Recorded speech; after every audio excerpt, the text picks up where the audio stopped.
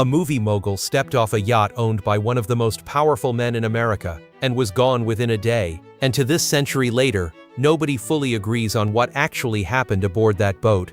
A rising actress reached for the wrong bottle in a hotel room in Paris and didn't survive the week. A judge once had an entire diary burned because what was written inside it was considered too explosive to ever exist. And at number 1, a respected director was found dead in his own home in a case with so many suspects that Los Angeles police technically still have it open more than 100 years later. These are 10 wild rumors from the golden age of Hollywood. Number 10. The strange death of Thomas Ince. Thomas Ince is barely remembered by name today, but in his era he was one of the true architects of the entire film business. Before major studios existed the way we know them now, Ince built what many historians consider the first fully organized movie studio in America, complete with standing sets, editing rooms, and an assembly line style of production that essentially became the blueprint the entire industry adopted afterward. That blueprint was so effective that the land and operation he built eventually became part of MGM. He made a fortune, sold that studio, started a second one that would later fold into Paramount, and by every outward appearance lived exactly the kind of gilded life Hollywood built its own legend around. By 1924, the picture had quietly changed. Ince was facing real financial trouble behind the scenes, and for his 42nd birthday his close friend, newspaper magnate William Randolph Hearst, offered to host a celebration aboard his private yacht, the Juanita. The guest list included some of the biggest names in the business, Charlie Chaplin among them, and the party set out along the California coast that November. Partway through the trip, Ince reportedly fell seriously ill with what was described at the time as severe indigestion. The yacht made an unscheduled stop so he could be examined on shore. He was sent home to rest, and he was gone the very next day. The official record listed the cause as heart failure. Almost immediately, a very different story started moving through Hollywood's tightly connected social circles. According to that version, tensions had flared aboard the Juanita that night involving Chaplin and Hearst's longtime companion, actress Marion Davies, and Ince was somehow caught in the middle of it. What keeps this rumor alive a century later is the sequence that followed. His body was cremated with unusual speed, before any real investigation could take place. A young screenwriter reportedly on the yacht that evening is said to have landed a lucrative studio contract shortly afterward, which only fed suspicion that her silence had been purchased. No formal investigation ever backed up the alternate version, and most historians today lean toward the far more ordinary explanation of a genuine cardiac event. But the speed of that cremation, the unusually generous treatment of certain witnesses, and Hearst's total command of the American press at the time have kept the whispers alive for 100 years. Chaplin himself rarely discussed that night publicly for the rest of his life, and when biographers pressed him on it decades later, he tended to deflect the question entirely rather than deny it outright, which only added more fuel to a story that refuses to fully die. Number 9. Olive Thomas and the Bottle in Paris. Olive Thomas was one of the defining faces of the Jazz Age, a former Ziegfeld Foley showgirl who had built a genuinely successful silent film career by her early 20s, known nationwide for her looks and her lively, rebellious screen energy. By the summer of 1920, her marriage to actor Jack Pickford, younger brother of the biggest female star on the planet, Mary Pickford, was under serious strain, worn down by years of his infidelity and a private health condition he had been quietly treating. The couple traveled to Paris that August, specifically hoping a second honeymoon might repair what the distance had steadily broken. On the night of September 5, 1920, after a long evening out in the Montparnasse quarter, the couple returned to their room at the Hotel Ritz well past 3 in the morning, tired and having had plenty to drink. In the dim light, Olive reached for a small bottle on the counter, believing it held water or a sleeping remedy. It held neither. The bottle contained a topical solution her husband had been using externally for his condition, never meant to be swallowed under any circumstance. She cried out immediately, and Jack rushed to her side, desperately trying to help while a doctor was called. Doctors fought for 5 agonizing days to save her as the compound steadily shut down her kidneys. She did not survive. She was 25. A French coroner ruled her death an accidental poisoning, and that conclusion has never been overturned. But the American press back home was nowhere near satisfied with a simple tragic accident, and speculation exploded across newspapers questioning whether it had really been an accident at all. Some pointed to the well-known strain in her marriage. Others suggested her husband hadn't told the full story of that night. Neither theory has ever been backed by a shred of real evidence, and the official ruling has stood for over a century. Even so, Olive Thomas's death is still widely remembered by film historians as the very first true Hollywood scandal, the moment the American press realized that a dead movie star and the mystery swirling around her sold far more newspapers than a living one ever could. Her funeral in New York drew crowds so large that police had to be called in to manage them, an early sign of just how much the public was willing to mourn a stranger they only knew through a movie screen. Number 8. The man who made Hollywood's problems disappear. If a studio-era star found themselves tangled in something too damaging to ever reach print, there was reportedly one man everyone called first. Howard Strickling ran the publicity department at MGM for well over 3 decades, and according to nearly everyone who worked alongside him, his actual job went far beyond writing press releases and arranging magazine covers. Multiple journalists, biographers, and former MGM staff who have documented that era describe Strickling as functioning essentially as the studio's chief crisis manager, the man personally tasked with making inconvenient situations quietly vanish before they could damage a star's carefully built image or threaten the studio's financial stake in that star's career.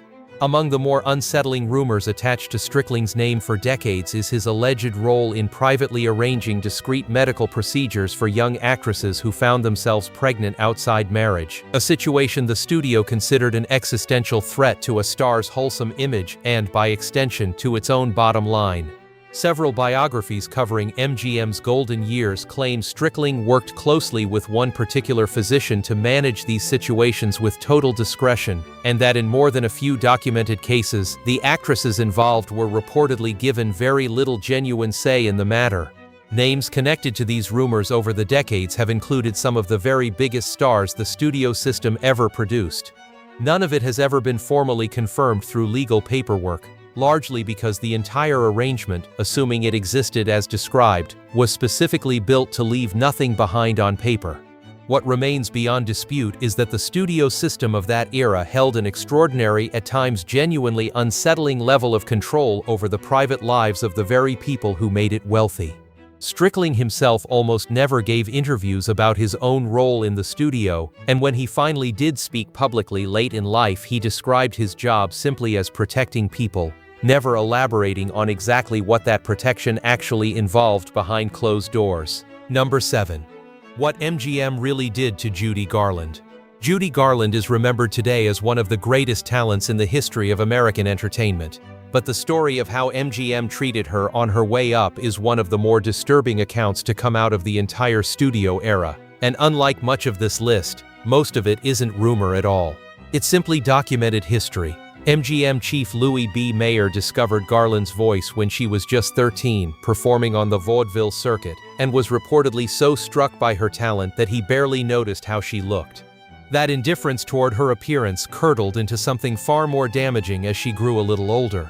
By 14, studio executives had become fixated on her weight, and according to multiple biographers and people who worked directly with her, she endured repeated, deeply humiliating comments about it from people inside the studio system itself. She was placed on a severely restricted diet, reportedly limited to little more than chicken soup and black coffee. Alongside appetite-suppressing pills she was required to take on a strict schedule, plus stimulant pills meant to keep her energized through brutal filming days and sedative pills at night to counteract the stimulants enough that she could actually sleep.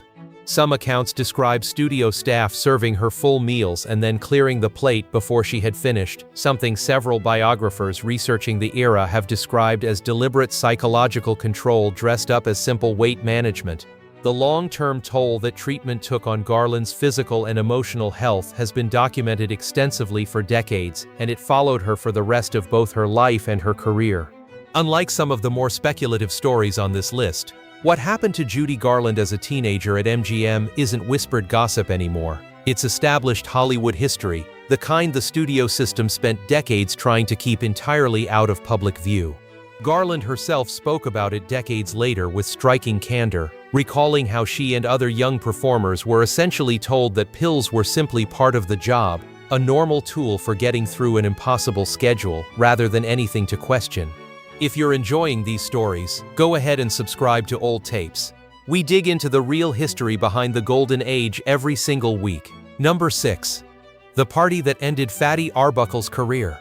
Roscoe Fatty Arbuckle was, for a stretch of the early 1920s, one of the highest paid and most beloved comedians on the planet, eventually becoming the first actor in Hollywood history to sign a full $1 million contract, a genuinely staggering sum at the time. Nearly all of that came apart over a single Labor Day weekend in 1921. Arbuckle hosted a party inside a San Francisco hotel suite where a young actress named Virginia Rappe fell suddenly and seriously ill during the evening. She was moved to a separate room to rest, and by Arbuckle's own account given under oath, he checked on her periodically before she was eventually found in serious medical distress. She passed away several days later from internal complications tied to her illness. In the chaotic aftermath, rumors spread at extraordinary speed suggesting Arbuckle had directly caused her injury, and certain sensationalized reports at the time claimed her final words had specifically named him, though the reliability of that particular claim has been seriously disputed by careful historians ever since. What followed became one of the first true media circuses in American history. Arbuckle stood trial 3 separate times over the same underlying accusation. The first 2 ended in hung juries, unable to agree. The third ended in a full acquittal, with the jury taking the unusual extra step of issuing a formal written statement saying a genuine and serious injustice had been done to him throughout the entire process. But by the time that final verdict landed, the damage to his career and reputation was already permanent. Most serious film historians today believe Arbuckle was genuinely innocent, effectively the victim of a runaway press frenzy that moved far faster than the actual facts of the case ever could. Even so, his once enormous career never recovered, and the true circumstances behind Virginia Rappe's death remain something dedicated researchers still revisit today. Number 5. The mother behind Natalie Wood's career. Long before Natalie Wood became one of the defining faces of an entire generation of American cinema, delivering unforgettable work in films like Rebel Without a Cause and West Side Story, she was a small child being pushed relentlessly into the industry by her mother, Maria Gurdon, a Russian immigrant determined to see her daughter reach stardom, seemingly at almost any personal cost. According to several biographers who have researched Wood's life closely, most notably author Suzanne Finstead, Maria reportedly controlled nearly every meaningful part of Natalie's early career and personal life throughout her childhood, consistently placing professional opportunity and studio favor above her daughter's basic emotional well-being. Multiple biographical accounts describe troubling patterns in which Natalie, as a very young child performer, was reportedly placed by her own mother into circumstances that would unquestionably be considered a serious form of exploitation by any modern standard.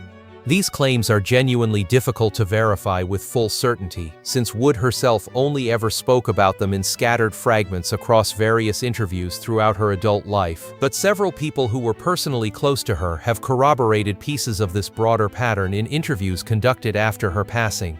As Wood matured into adulthood and gradually gained real independence, friends and colleagues who knew her well consistently described a woman who struggled visibly with trust and with setting healthy boundaries, patterns several people who have studied her life closely connect directly back to just how much control her mother exercised over nearly every part of her childhood. Number 4. Mary Astor and the diary a judge had burned. In the summer of 1936, a bitter custody battle unfolding inside a Los Angeles courtroom briefly became a bigger news story across America than the rapidly escalating rise of fascism in Europe, which says almost everything about the scale of the frenzy that followed. At the center of it was respected actress Mary Astor, locked in an increasingly ugly divorce and custody dispute with her ex-husband, a physician named Dr. Franklin Thorpe. During their marriage, Thorpe had discovered a private diary Astor had kept for years, one that reportedly detailed a passionate affair she had carried on with celebrated Broadway playwright George S. Kaufman. When the custody battle over their young daughter turned genuinely hostile, Thorpe's legal team explicitly threatened to introduce the diary as courtroom evidence, and details of its supposed contents, some later confirmed as real, many others almost certainly exaggerated or invented outright by an increasingly aggressive press corps, began leaking rapidly to newspapers nationwide. The so-called Purple Diary became a national sensation almost overnight, with rival tabloids printing supposed excerpts faster than anyone could realistically verify what Astor had actually written. The scandal grew so large that the heads of virtually every major Hollywood studio reportedly called an emergency closed-door meeting directly with Astor, genuinely concerned the whole affair could damage the industry's public image at a moment when studios were already facing pressure from organized moral watchdog groups across the country.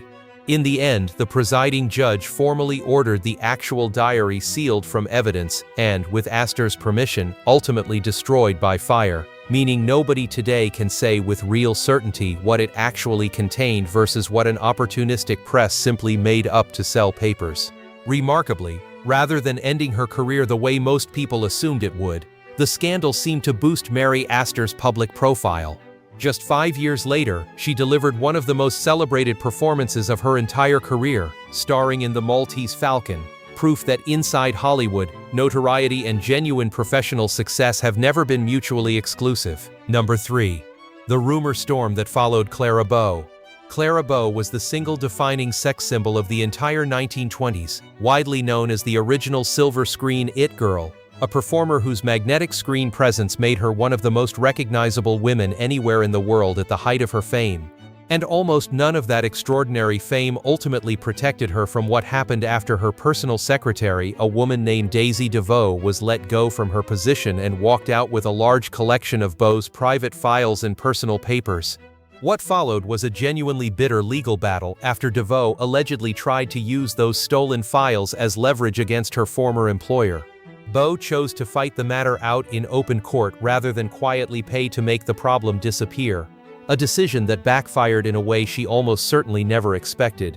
Once the case became fully public, tabloid newspapers across the country ran wild with sensational claims about nearly every part of Bow's private life, publishing one increasingly far-fetched story after another, many of them so difficult to independently verify that serious historians today largely dismiss the overwhelming majority of them outright as tabloid invention rather than anything resembling documented fact.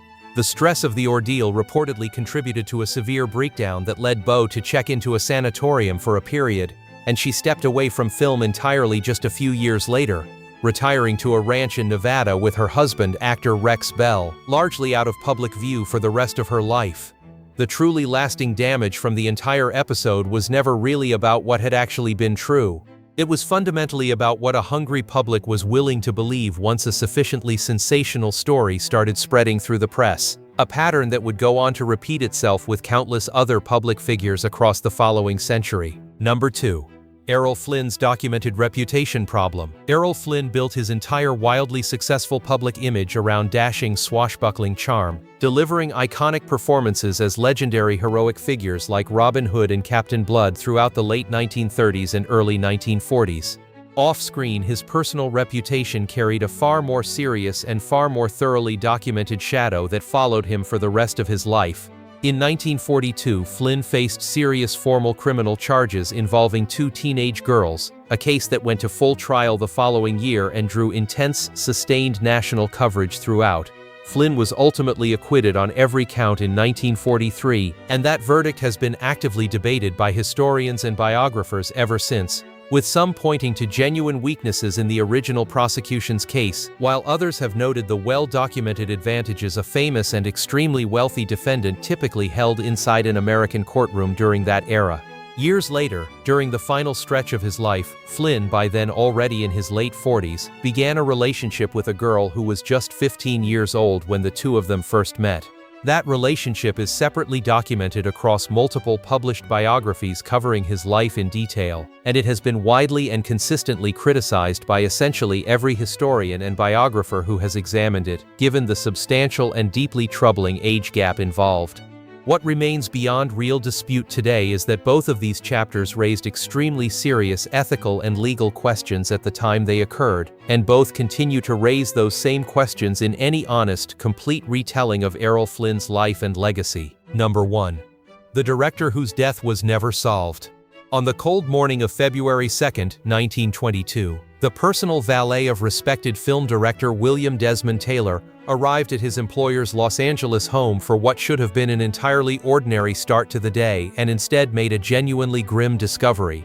Taylor was gone, and the physical evidence at the scene pointed unmistakably to a gunshot wound. Adding an extra layer of mystery to an already strange case, it later emerged that Taylor had been living under an assumed identity for years, having quietly walked away from an entirely different life, a wife and daughter back in New York, under his real name decades earlier before reinventing himself in Hollywood. The case was never formally solved, and remarkably, more than a century later, it remains widely regarded as one of the most famous unresolved mysteries in the entire history of Hollywood. The list of possible suspects grew almost as fast as the sprawling tabloid coverage surrounding the case. Popular comedian Mabel Normand, a close friend and quite possibly a romantic interest of Taylor's, had reportedly been at his home the previous night and was allegedly seen going through his personal belongings directly at the scene, a detail that immediately drew intense suspicion from investigators and the press alike. Young rising star Mary Miles Minter, who had reportedly developed an intense and largely one-sided infatuation with the considerably older Taylor, became another central figure in the investigation after strands of blonde hair matching her own were reportedly found on his jacket at the scene. A former household employee of Taylor's, a man who had previously taken a substantial sum of money from him and had reportedly been seen lurking near his home in the days beforehand, was thoroughly investigated as well, though he was never definitively linked to the case through any hard physical evidence. A separate and considerably more elaborate theory connects what happened to Taylor's outspoken public opposition to what he saw as troubling behavior circulating within the film industry at the time, behavior he had actively campaigned against on movie sets and was rumored to have personally reported to federal authorities shortly before the incident occurred, leading some researchers over the decades to speculate he may have been deliberately targeted rather than simply the random victim of a crime of passion. No arrest was ever formally made in connection with the case. No trial of any kind ever took place. The case technically remains open even today, permanently filed away within Los Angeles Police Department records as one of the oldest genuinely unresolved cases in the department's entire history, standing as a permanent reminder that behind all the glamour of Hollywood's golden age, some of its very darkest chapters were simply never explained. 10 stories, some confirmed conclusively by history, some almost certainly invented outright by a press hungry to sell newspapers, and a few that remain genuinely unresolved even now, more than a century after the fact. What every single one of them ultimately shares is a simple enduring truth about fame during that era. The brighter the spotlight shone, the darker the whispers that inevitably followed close behind it. So here's what I want to know from you. Of everything you just heard across these 10 stories, which one do you personally believe was actually true, and which one do you think was pure tabloid invention from start to finish? Tell me in the comments. Subscribe to the channel, and we'll see you in the next one.